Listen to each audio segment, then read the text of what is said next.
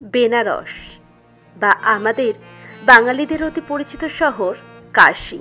কথিত আছে এই শহর মহাদেব শিব ও পার্বতীর শহর, বিশ্বের অতি প্রাচীন শহরের মধ্যে একটি, যা এখনও নিজের ঐতিহ্য বজায় রেখে মাথা উঁচু করে দাঁড়িয়ে রয়েছে।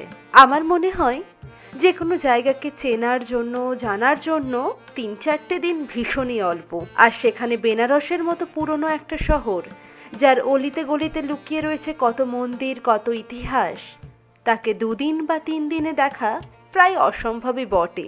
আমরা সেই অসম্ভবকে সম্ভব করতে পারিনি যদিও, কিন্তু বেনারসের স্বাদ অল্প কিছুটা হলেও নিতে পেরেছি। আমাদের ৪ দিনের সেই অভিজ্ঞতাকে দুটো ভিডিওতে তোমাদের সবার সাথে ভাগ করে নিলাম।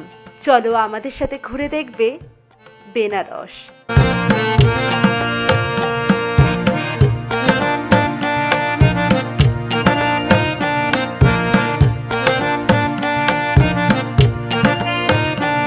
আমার কলেজ ছিল পানাগড়ে। সেই পানাগড় দার্জিলিং মোড়ের রাস্তায় একটা মাইলস্টোন খুব চোখে পড়তো, বারাণসী ৫৩০ কিলোমিটার। দেখে মনে হতো এই তো কিছুটা গেলেই যেন বেনারসে পৌঁছে যাব।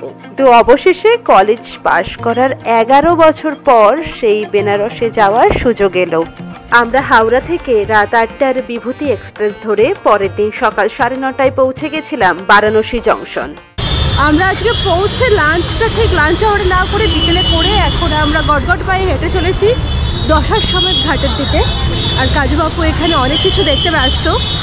আজকে আমাদের দিনটা এখান থেকেই শুরু হলো। দিন অনেকক্ষণ থেকে শুরু হয়েছে, বাট বারাণসী দর্শন আমাদের এখান থেকে শুরু হলো। তো চলো আমাদের সাথে দেখতে থাকো, আশা করি তোমাদের ভালো লাগবে।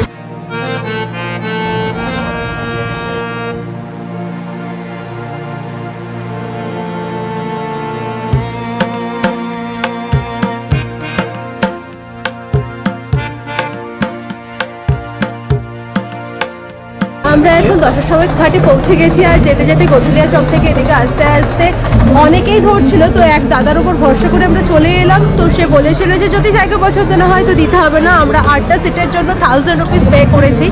বোটে মনে হয় 150 বা 200 রুপিস এরকম। আর সমস্ত কিছু দরদামের ওপরে। একবার ঘুরতে এসেছি, আর সব থেকে বড় ব্যাপার দরদাম খুব একটা করতে পারি না, তাই এটাতেই আমরা ফিক্সড হয়ে গেছি। দরদামে এক্সপার্ট হয়ে গেছে এখন। আমি তো বলে দিই যে ম্যাডামের সাথে কথা বলুন, এখানে হবে না, ম্যাডামের সাথে কথা বলুন। এসেছি, বাড়ির সবাই খুশি, তাই আমরা খুশি। আর এই একটা কথা, আপনি কিন্তু দশাশ্বমেধ ঘাট আর রাজেন্দ্র প্রসাদ ঘাটের মাঝে আছেন। ওইদিকে যে 7 জন ব্রাহ্মণ আছে তারা রাজেন্দ্র প্রসাদ ঘাটে পড়ছে, এইটা হচ্ছে দশাশ্বমেধ ঘাটে 5 জন ব্রাহ্মণ পড়ছে।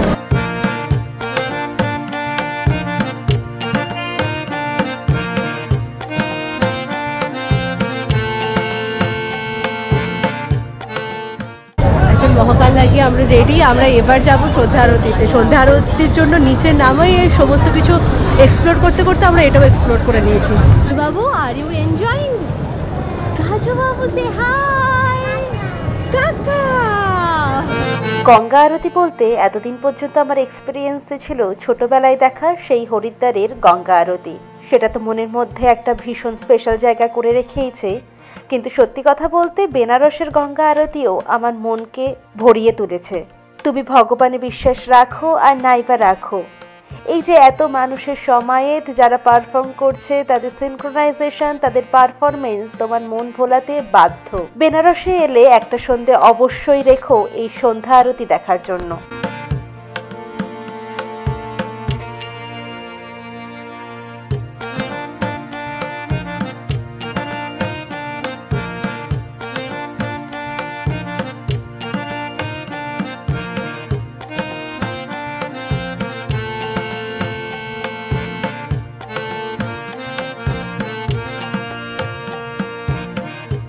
বেনারস কিন্তু শুধু ধর্মীয় স্থান হিসেবে বিখ্যাত না, এখানকার খাবারগুলোও কিন্তু এক্সবার্কার এক। আর তাই এত সুন্দর গঙ্গা আরতি দেখে গধুলিয়া চকের ভিড় ঠেলতে ঠেলতে আমরা পৌঁছে গেলাম খুব প্রসিদ্ধ কাশী চাট ভান্ডারে।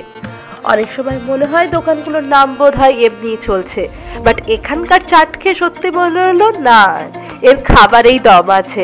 এখানকার টমেটো চাট জাস্ট অসাধারণ। এখন বলতে গিয়েও আমার জিভে যেন জল চলে আসছে।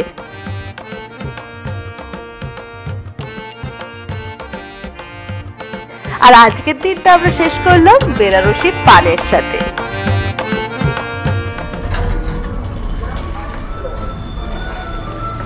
বেনারসে আমাদের দ্বিতীয় দিন শুরু হয়ে গেছে। আমরা সবাই রেডি হয়ে বেরিয়ে পড়েছি। আমরা যেখানে আছি সেটা নীলের অফিসের হলিডে হোম, তো সেটা একটু কমার্শিয়াল প্লেসে, তাই সমস্ত কিছু একটু ডিস্টেন্সে। আর আমাদের বাবলিদিরা আছে এই হেঁটেই 400-500 মিটার দূরেই একটা হোটেলে। এখন আমরা বাবলিদিদেরকে আনতে যাচ্ছি, তারপর আমরা সবাই মিলে যাব কাশী বিশ্বনাথ দর্শনে।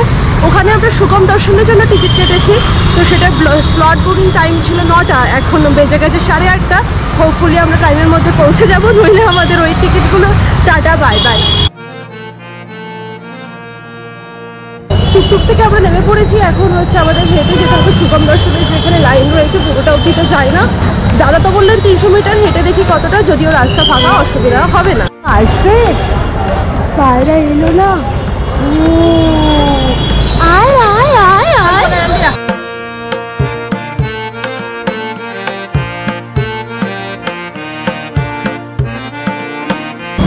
শাহাপুরি মলের পাশেই সুগম দর্শন। আমরা পৌঁছে গেছি সুগম দর্শন অফিসে, বাকি সবাই আসুক তারপরে আমরা রেডি। প্রিন্ট আউট এখান থেকে পাওয়া যায়, তাই আর চাপ নেই, মোবাইলে দেখালেই হয়ে যাবে। সুগম দর্শনের জন্য এই 4 নম্বর গেট দিয়ে ঢুকেই তোমরা দর্শন করতে পারবে।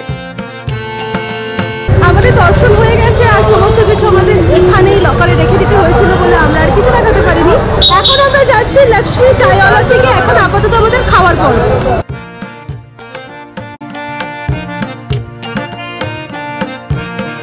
আমরা মোটামুটি সব জায়গায় ক্লোজিং এর পরে পৌঁছাচ্ছি। রাম ভান্ডারও বন্ধ হয়ে গেছে আপাতত, তাই আমরা এখান থেকে নাও কচুরি খেয়ে নিচ্ছি।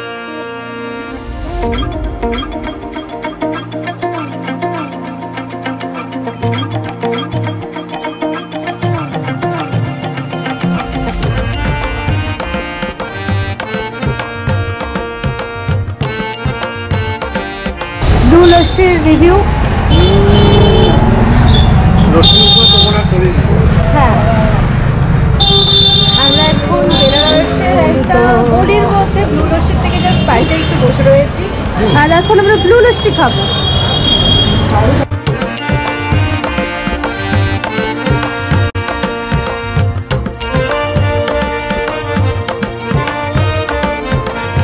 ব্লু লস্যির পরে এবার আমাদের মণিকর্ণিকা ঘাট দর্শন। আজকে আমাদের প্ল্যান ছিল সারনাথের, এরপর দেখি সারনাথ কালভৈরব এর পাশেই হবে, দেখি দেখতে থাকি কি কি হয়।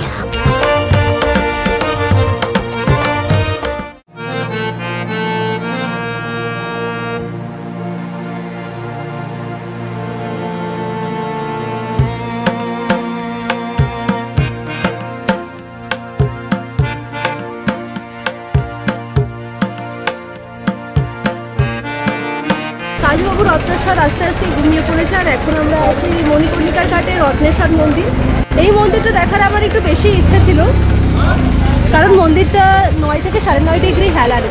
কিসা টাওয়ার নিয়ে আমাদের অনেক মাতামাতি, আমাদেরও হচ্ছে দেশি ভার্সন রত্নেশ্বর মন্দির। এরপর আমরা এখান থেকে কালভৈরব যাবো, তারপর সেখান থেকে সারনাথের উদ্দেশ্যে আমরা রওনা দেবো, আর তারপর বিকেলবেলা আমাদের পৌঁছাতে হবে দশাশ্বমেধ ঘাটে বোট জার্নির জন্য। দেখা যাক এবার কতটা হয়।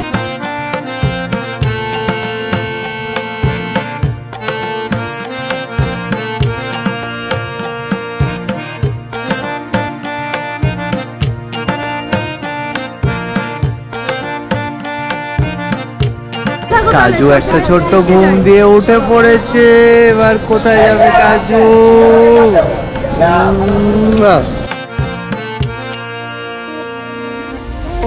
কাজু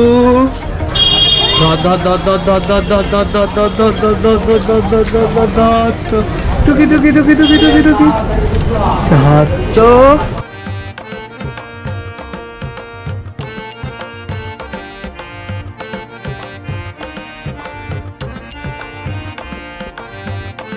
এখন আমরা টুকটুকি করে সারনাথের পথে।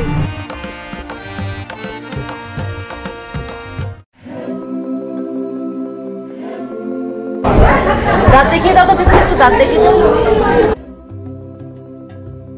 আমরা এখন প্রায় সারনাথের কাছে পৌঁছে গেছি। সারনাথের থেকে আর 1 কিলোমিটার দূরে। বলতে বলতে আমাদের ফ্রেশ ফ্লাইং শুটে চলে এসেছে, বাকি খাবার দাবার আসছে, এরপর আমরা যাবো সারনাথ। খাবারের অপেক্ষা করতে করতে কাজুবাবু কোথায় চলে এসেছেন? বউয়ের দেখা পেতে। হ্যাঁ হ্যাঁ, চিলিতে কেমন লাগছে তোমার ঘুরতে এসে? ভালো। শরীর ঠিক আছে এখন? এখন তো আছে। আমাদের এখনো দশাশ্বমেধ ঘাটে নৌকা বিহার হয়নি, তো সেটা আজকেও হবে কিনা বুঝতে পারছি না। বাট যখন যেটা প্ল্যান হচ্ছে সবসময় তো সেটা হচ্ছে না, সেটা আশা করি অনেকের ক্ষেত্রেই হয়। এখন আপাতত খেয়ে নিই। আর এই ধাবাটা, মানে এটা ধাবা বলা ভুল, dhaba style proper family restaurant, এটা আমি গুগলে আগে দেখেছিলাম। তো কাইন্ড অফ এক্সপেন্সিভ সাইড। আমাদের টুকটুক দাদাদের মনে হয়েছে আমরা এখানেই আসতে পারি, তো এসেছি সব। এখন দেখি খাবার কেমন হয় না হয়।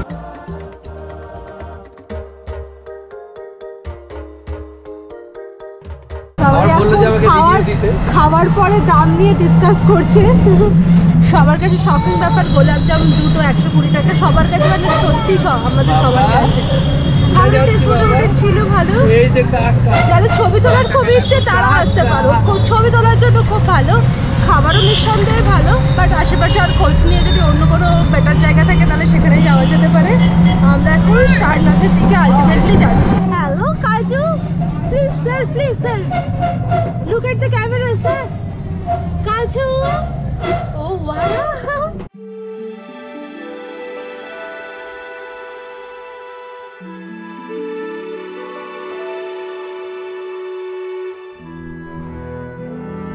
বলেছিলাম না নিয়ে আসবো। ওই দেখেছো কাজু, দেখেছো তোমার বুদ্ধ ঠাকুর? হ্যাঁ, এই যে কলমিশা। ব্যাস বামলিদি কলমিশাকও পেয়ে গেছে। চলো তুলে রান্না করে কালকে খেয়ে নি। এটাই আমাদের ক্যাম্বোডিয়ান টেম্পল। কাজবাবু বুদ্ধের সাথে আলটিমেটলি দেখা হলো।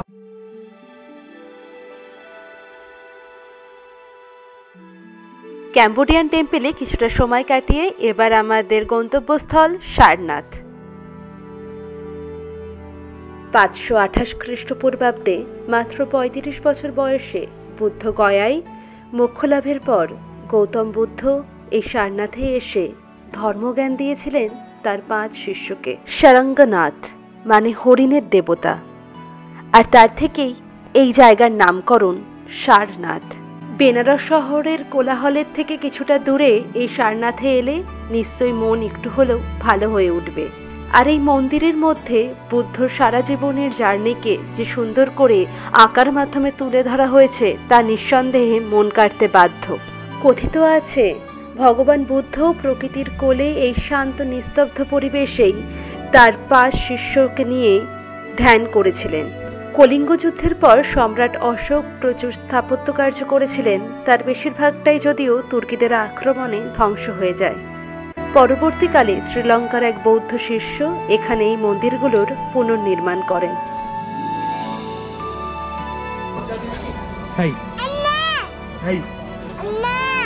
এই কি খাচ্ছিস? কেমন খিদে মনে হয় পেয়েছে, খাবার আছে, খাওয়াতে হবে। এখন আমরা আছি বিখ্যাত সাঁচি স্তূপের সামনে। সারনাথ দেখছি, দেখতে দেখতে তো ক্লান্ত হয়ে যাচ্ছি যে ব্লগ করা হচ্ছে না, বাট যেটুকু দেখছো সেটুকুই দেখতে থাকো। यहाँ पे अगर हम एडवर्टाइज के लिए दिखाते हैं, बताते हैं, ठीक है। यहाँ पे 35% चीप भी मिलता है बनारस है। बनारस से लेंगे तो वो सब मशीन का बना हुआ है। মন্দির ভ্রমণের পর এখন আমরা এসে পৌঁছেছি একটা হ্যান্ডলুম শাড়ির দোকানে। কাজুবাবু দেখছি খুব মন দিয়ে দেখছে। কোনোটা পছন্দ হলো কাজুবাবু? এত শাড়ি দেখে তুমি অবাক? ट्रेडिशनल साड़ी बनारस सिल्क तो करिया कतान बोलता है। এখান থেকে যদিও আমাদের একটা শাড়িও পছন্দ হয়নি, তাও শাড়িকে আপাতত টাটা জানিয়ে আমরা এর পাশে থাকা আরও দুটো বৌদ্ধ মন্দির দর্শন করে ফেললাম। পরন্ত বিকেলে শান্ত পরিবেশ যেন মনটাকে সত্যি ভীষণ ভালো করে দিচ্ছিল।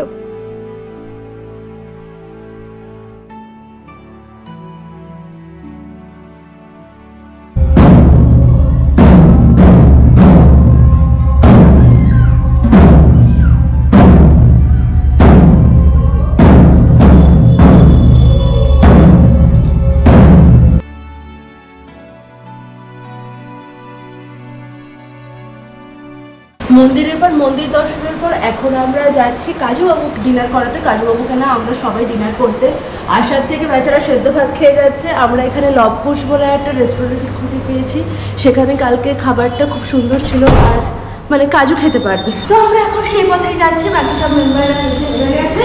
চলো যাওয়া যাক। আর আমরা কিন্তু সারনাথের পর কালভৈরব মন্দিরও দর্শন করেছি। কাজু কি হচ্ছে ডিনারে? কাজুর কপালে সেই ডাল আর ভাতই। বাড়িতে গিয়ে শুক্রবারে ওকে আগে মাছ খাওয়াতে হবে। এই ছিল আমাদের বেনারস ভ্রমণের প্রথম ভাগ। তোমরা যারা ভিডিওটা শেষ পর্যন্ত দেখলে তাদের জন্য রইল আমার অনেক অনেক ভালোবাসা। তোমরা পাশে রয়েছে বলেই আমি খুঁজে পাই আমার এগিয়ে যাওয়ার পাথেও। বেনারসের অলিতে গলিতে ছড়িয়ে থাকা ঐতিহ্য যদি বিন্দুমাত্রও এই ভিডিওর মাধ্যমে তুলে ধরতে পারি, তবে ভিডিওটা শেয়ার করতে ভুলো না। আজকে তাহলে এ পর্যন্তই, আবার দেখা হবে পরবর্তী ব্লগে। তোমরা সবাই খুব ভালো থেকো, ভালোবাসায় থেকো।